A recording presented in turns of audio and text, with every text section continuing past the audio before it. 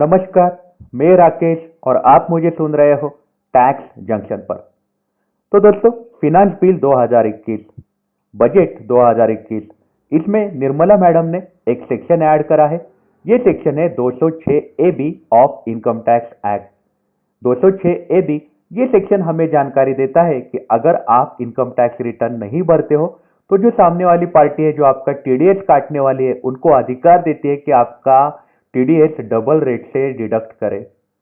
आइए जानते हैं कि ये खतरनाक सेक्शन हमें क्या क्या और जानकारियां देता है। तो ये सेक्शन उन लोगों के लिए एप्लीकेबल नहीं है जिनका टीडीएस सैलरी रिलेटेड आता है। 192 मतलब सैलरी रिलेटेड आता है।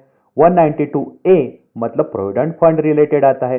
194 बी मतलब winning from horse lottery related आता है। 194 बी मतलब winning from horse races related आता है।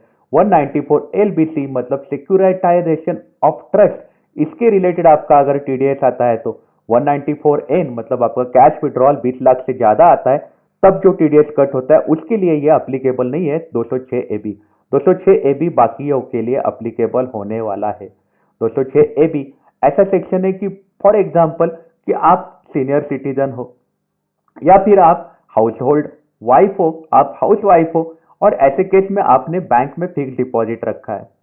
अगर आपका इनकम जो है वो अगर स्लैब रेट से कम है तो ये केस में आप क्या करते हो, बैंक के पास जाते हो और 15G या 15H का आप फॉर्म भरते हो, क्योंकि बैंक जो है आपका इंटरेस्ट के ऊपर टीडीएस नहीं काटती है। अगर आपने 15G और 15H नहीं सबमिट किया तो आपका टीडीएस नहीं कट होता है। लेकिन मान लो कि आप 15G और 15H का फॉर्म बैंक में डिपॉजिट करना भूल गए तो ये केस में बैंक आपका टीडीएस काटेगी। लेकिन 206 ए बी आने के कारण ऐसा हो सकता है कि आपने रिटर्न नहीं भरा है तो ये केस में आपको बैंक डबल टीडीएस डिडक्ट कर सकती है। ये आपके लिए रिस्क हो सकता है क्योंकि आप रिटर्न नहीं भरते, क्योंकि आपका इनकम जो है स्लैब रेट से कम है, इसलिए आप रिटर्न नहीं भरते और आप बैंक में फॉर्म भरना भी भूल गए तो बैंक के ऊपर जिम्मेदारी आएगी कि आपका टीडीएस जो है वो डबल रेट से डिडक्ट किया जाए। लेकिन ये 206 ए बी हमें और कुछ जानकारी देता है। 206 ए बी आपको बोलता है कि पुराने दो असेसमेंट ईयर, मतलब अभी 2021-22 क्या ये बजट है, मतलब इसके पहले का जो साल है 2020 और 2019, उसमें अगर आपने इनकम टैक्स के रिटर्न नहीं भरे हैं और आपका टीडीएस अमाउंट वो दोनों साल का पर साल 50,000 के ऊपर जा रहा है तो ही ये प्रोविजन अप्लीकेबल होने वाली है। ध्यान रखिएगा, दो असेसमेंट ईयर मतलब जो बजट के लिए, मतलब प्रीवियस ईयर अभी हम करने वाले हैं 21-22 की हम ये बात कर रहे हैं, तो इसके पहले वाले दो ईयर 2020 और 2019 में अगर आपने रिटर्न नहीं भरा है और आपका टीडीएस अमाउंट हर साल 50,000 के ऊपर जा रहा है तो ये प्रोविजन अप्लीकेबल हो सकती है।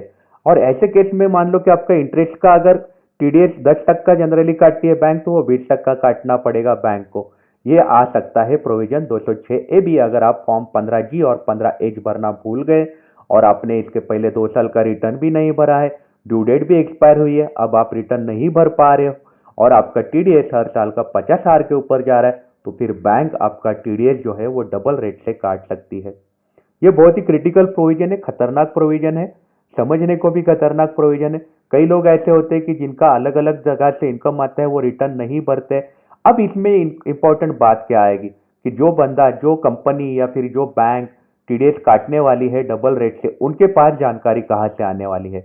इस बारे में कोई भी इंफॉर्मेशन अपने को बजट में नहीं नजर आ रही है, क्योंकि ये कैसे समझेगा कि मैंने अगर बताया ही नहीं कि मैं रिटर्न भरता हूँ नहीं भरता हूँ, तो सामने वाली पार्टी जो है, कंपनी जिसको मेरा टीडीएस काटना है, तो वो कंपनी के पास मेरा डिटेल कैसे जाएगा कि मैंने रिटर्न भरा है कि नहीं भरा है।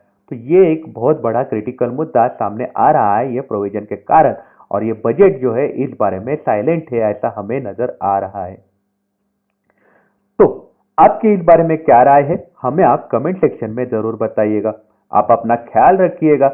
अगर आप काम के लिए बाहर निकल रहे हो तो आप अपने आप को सैनिटाइज जरूर करिएगा। Take care, have a nice day.